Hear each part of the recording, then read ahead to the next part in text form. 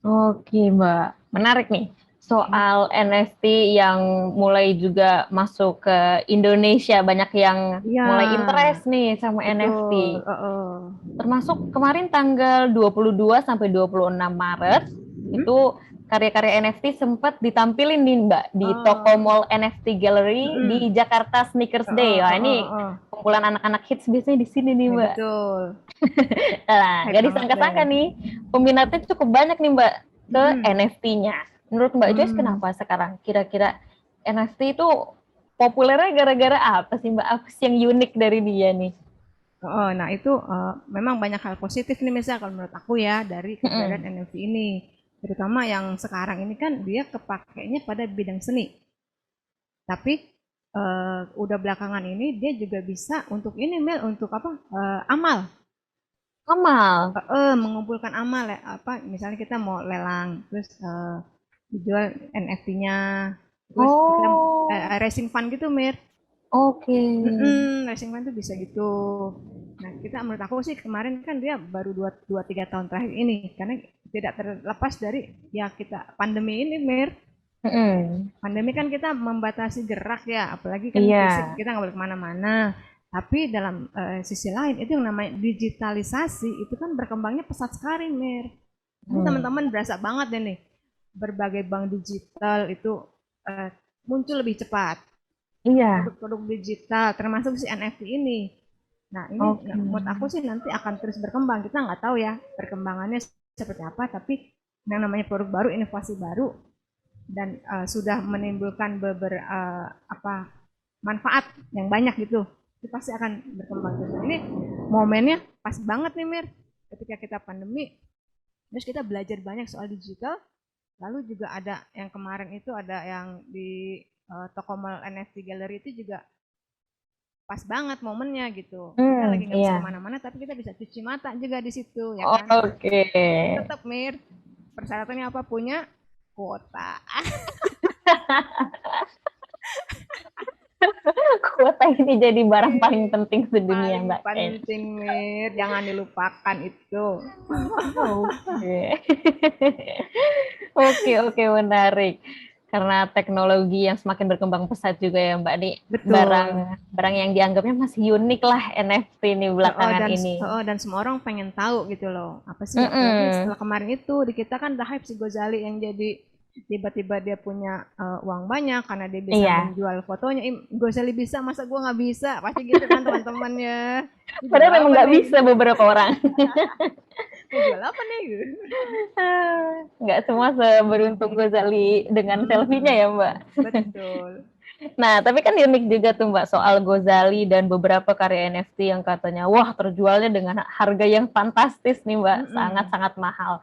Nah, sebenarnya kenapa sih si NFT ini bisa tiba-tiba punya nilai yang melejit gitu Mbak? Atau Heeh. kenapa selfie seorang Gozali atau siapapun itu bisa terjual cukup mahal nih Mbak? Mm-mm. Dari segi nilai, kenapa bisa seperti itu? Heeh. Nah, itu karena kelangkaan, Mir. Kan Hmm, sertifikatnya cuma satu, the one and oke. only. Dan juga faktornya adalah nggak ada penguasaan dan dominasi dalam perdagangan NFT ini. Oh, Ya nggak ada siapa ya, nggak ada kalau di bursa Mir, nggak ada pemegang saham besar itu. Kadang-kadang anak-anak investor nyebutnya bandar. bandar. Nah, dengan kekuatan banyak orang dan dengan penguasaan ini misalnya kan ada satu pihak yang menguasai saham dengan jumlah besar. Mm-mm. Itu bisa dengan apa dengan mudahnya menggerakkan harga mau naik atau mau turun. Dia mau jual Oh, banyak atau enggak. Nah, di NFT ini kan enggak ada, Mir. nggak ada bandarnya ya, Rata, Mbak. nggak ada bandarnya, dalam tanda kutip nggak ada bandarnya gitu loh. Jadi nggak ada Oh, penguasaan oleh satu orang pun, nggak ada satu pihak pun atau sedikit pihak lah, sedikit pihak nggak ada. Jadi hmm, siapa suka ya dia beli gitu. oke. Nggak ada nggak ada apa ya nggak ada pemegang utamanya. Jadi nggak ada faktor yang dapat mengendalikan harga. Misalnya Mirsa pas jual apalah jual gambarnya Mirsa gitu jual apa Mm-mm. oret-oretannya aku suka $30 aku beli gitu kan nggak Oh, ada orang lain biasanya itu kan dilelang ya Mm-mm. paling tinggi $30, ya udah aku beli, jadi punya aku. Jadi tidak ada orang lain yang apa ya, yang bisa memengaruhi gitu loh, karena nggak ada Mm-mm. penguasaan gitu Mir, ceritanya. Hmm. Untuk keunggulan berinvestasi di NFT ini dibanding investasi-investasi lainnya itu apa sih, Mbak? Ya, Ya. memang ada yang teman-teman yang mulai berinvestasi di NFT. Sebenarnya kita bagi dua dulu nih Mir, kita ngomongin sebagai produsen dulu ya. Misalnya aku Oke. seorang seorang artis lah, aku itu seorang videografer atau fotografer, itu tentu dengan adanya NFT dan platform ini bisa memberikan peluang buat aku untuk memperoleh pendapatan baru sebagai pekerja Hmm. seni gitu Mir. Betul, betul, betul. Biasanya kan kalau misalnya aku jadi fotografer, teman-teman aku aja nih yang tahu foto-fotoku, Iya. tapi dengan adanya platform ini tuh orang yang di ujung dunia sana tuh bisa aja juga tahu itu. Hmm. Nah, Hmm. itu sebagai seorang pekerja seni kita bisa mendapatkan akses market lebih besar, lebih luas lagi kalau jual di marketplace ini. Tentu kan potensi pembelinya tuh akan lebih banyak dibandingkan yang dulu-dulu. Paling dulu di mana, di IG gitu kali ya Mir ya. Hmm. Jualannya di IG, sekarang udah lebih luas lagi dan ada wadahnya sendiri gitu loh. Jadi orang yang masuk ke pasar ini udah tahu apa yang dia cari dan apa yang akan dia dapatkan. Oke. Kalau teman-teman adalah konten kreator, pekerja seni, tentu dapat memanfaatkan NFT ini secara maksimal gitu. Nah, tapi nih kan tadi Mirza tanya soal investasi. Ya kalau aku sih hati-hati banget nih soal investasi ini Mir. Apa yang harus dihati itu, Nah, Mbak? kita kan namanya investasi, kita berharap harganya kan akan naik, ya enggak? Betul. Tapi kalau investasi di NFT ini kan juga banyak ketidakjelasan. Belum tentu juga Hmm. foto yang kita beli ini nanti harganya akan naik lagi, akan Hmm. ditawar orang lebih lama lagi gitu. Nah, aku buat aku sih teman-teman mesti aware risiko-risikonya kepada risiko-risikonya bertransaksi NFT ini karena banyak nih risikonya nih, misalnya akun yang palsu, Oke. pencurian. Terus Wow. sekarang kan belum ada aturannya, belum ada apa ya, wadahnya gitu aturan di untuk jual beli ini, Mir.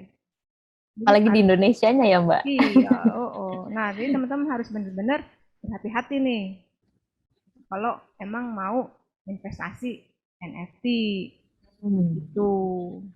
Oke, Mbak. Selain itu, ada nggak nih Mbak kayak tips untuk sobat medio ketika mau memasarkan dulu nih Mbak? Kan kalau tadi dari Hmm, sisi pembelinya harus hati-hati, hmm, takutnya nggak sesuai yang kita harapkan nilainya betul. seperti itu di masa depan. Kalau dari yang ingin memasarkan, ada Hmm. tipsnya nggak nih Mbak? Nah, kalau memasarkan tentu saja apa bisa memasarkan sebanyak-banyaknya. Berkreasilah seluas-luasnya karena marketnya udah ada. Hmm. Orang-orangnya sudah tersaring gitu, Mir. Kita sama-sama Hmm. tahu kalau kita masuk ke NFT, kita berharap ini dan kita dapatnya ini.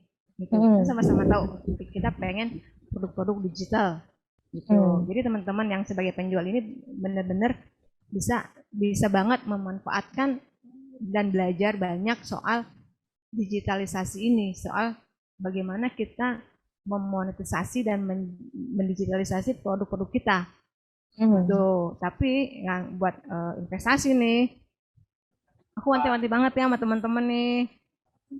Pastikan dulu deh udah punya investasi klasik, investasi zaman old. Ya, misalnya teman-teman tuh udah punya dana darurat, teman-teman udah punya reksadana, udah punya saham, baru nanti kalau ada kelebihannya atau kalau ada keuntungannya dari investasi teman-teman yang investasi zaman old itu, Hmm. teman-teman bisa investasikan sedikit aja ke investasi zaman now si NFT ini. Oh, NFT. oh. Kali teman-teman si Gozali bikin lagi nggak itu Mir fotonya dia? Kali ada yang mau beli lagi. Saya belum update nih Gozali. Udah Sekarang update udah belum? berapa selfie? Jadi benar-benar hati-hati banget. Pastikan teman-teman udah punya investasi yang beneran ya, karena ini kan kita nggak tahu Mir, bener-bener kan nih NFT ini Hmm, akan jadi duit apa enggak gitu loh. betul. Tugasnya ya enggak. Sangat abu-abu ya, Mbak? Sangat abu-abu. Tapi kalau memang teman-teman penasaran, terus takut, ntar diajak ngobrol temennya kurang tune in, ya beli aja dikit, nggak apa-apa, dikit-dikit aja. Dan itu duitnya duit hilang loh, Mir. Maksudnya duit Wow. yang siap hilang gitu loh. Ini teman-teman beli Iya. ini harganya oh berapa lah, $50 gitu. Beli apalah, aku nggak tahu beli apalah. Ya udah, lupakan aja itu cuma pengen punya-punyaan doang gitu. Gue juga punya Jangan ini berharap NFT. berarti ya, Mbak. Jangan banyak berharap Oke. gitu, Mir. Oke, ternyata itu tadi pertanyaan terakhir nih buat sesi kali ini nih Mbak. Semoga teman-teman bisa sedikit belajar tentang NFT, buat yang pengen menjual sesuatu karyanya di NFT, kata Mbak Joyce, explore aja dulu sebanyak-banyaknya.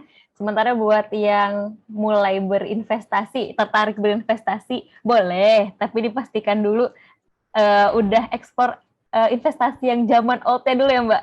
Betul, investasi yang biasa-biasa lah. Biasa-biasa Investasi dulu. canggih nih, Mir. Jangan berharap dulu ke NFT ya Mbak untuk saat ini ya. Gitu. Oke deh. Sekian dulu podcast cuan kali ini. Terima kasih banyak nih Mbak Joyce karena udah mau ngobrol di kesempatan kali ini. Buat Sobat Medio, jangan lupa buat follow @medio by KG Media di Instagram, TikTok, dan Twitter. Kamu juga bisa kirim saran ke email podcast@kgmedia.id. Jangan lupa terus dengerin podcast Cuan di Spotify buat dapetin inspirasi menarik lainnya seputar pengelolaan keuangan, investasi, dan aktivitas finansial lainnya. See you on the next episode, Sobat Medio. Bye! Bye.